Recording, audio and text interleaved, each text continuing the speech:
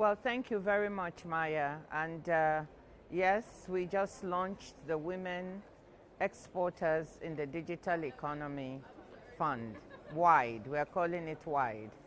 We launched this fund because we noticed that a number of women in developing countries are now trading digitally. And digital trade is one of the fastest growing segments of trade. So we thought that a good thing to do would be to support them. Many of them are trading, but their businesses are small. And we've had research that shows that many would scale up their businesses, create more jobs, employ more people if they could get access to finance. And that access to finance is a limiting factor.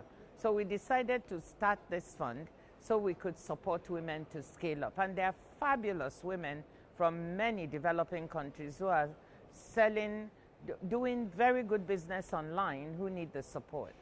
So how many countries have pledged funds to the fund? We just started, and the idea is that the Gulf countries will support the fund.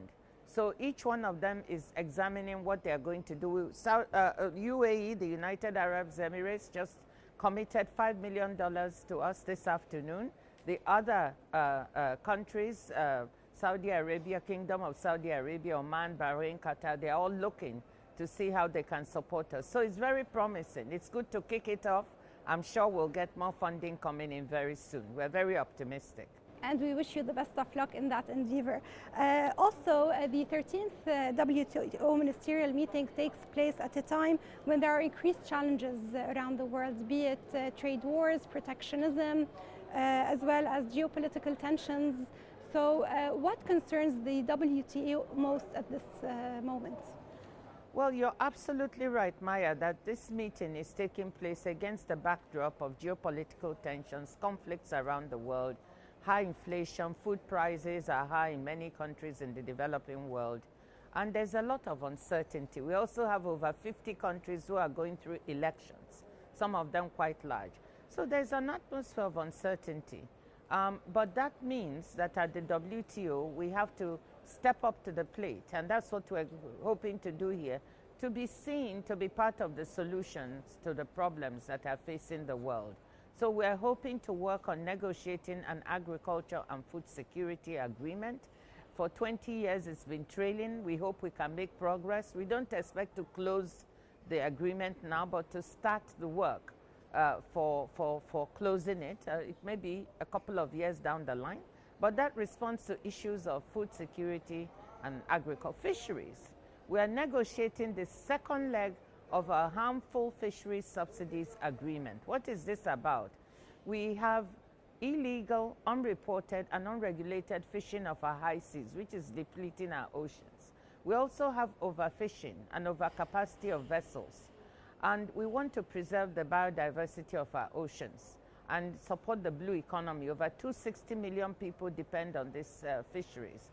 So we are negotiating the second part of an agreement to try to stop the harmful subsidies going to overfishing and overcapacity.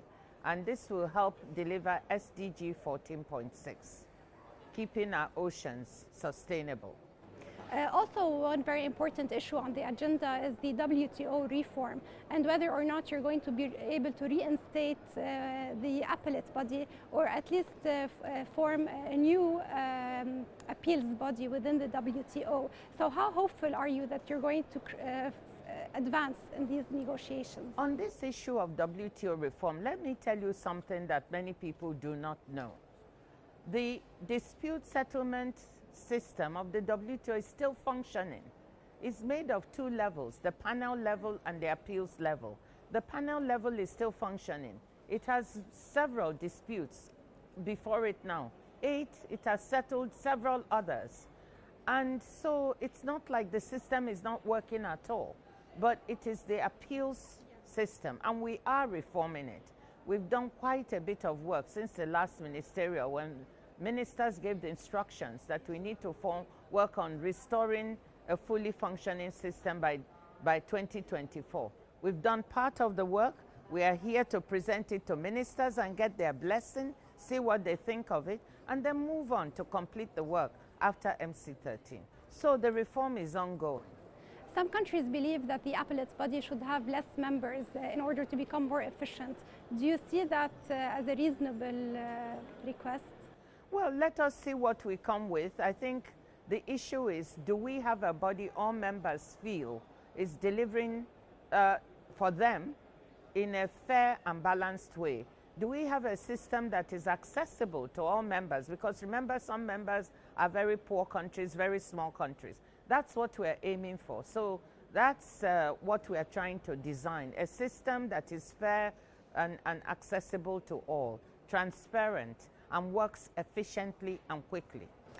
There's also the moratorium on electronic transmission, which expires in March. Are you hopeful that you are going to be able to extend this? Well, I don't want to prejudge the outcome of the negotiations, but a large number of countries support the extension of the moratorium.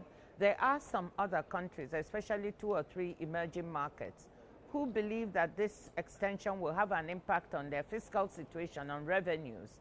So those who want to continue the system need to negotiate with those who want to end it, and then see what they come up with.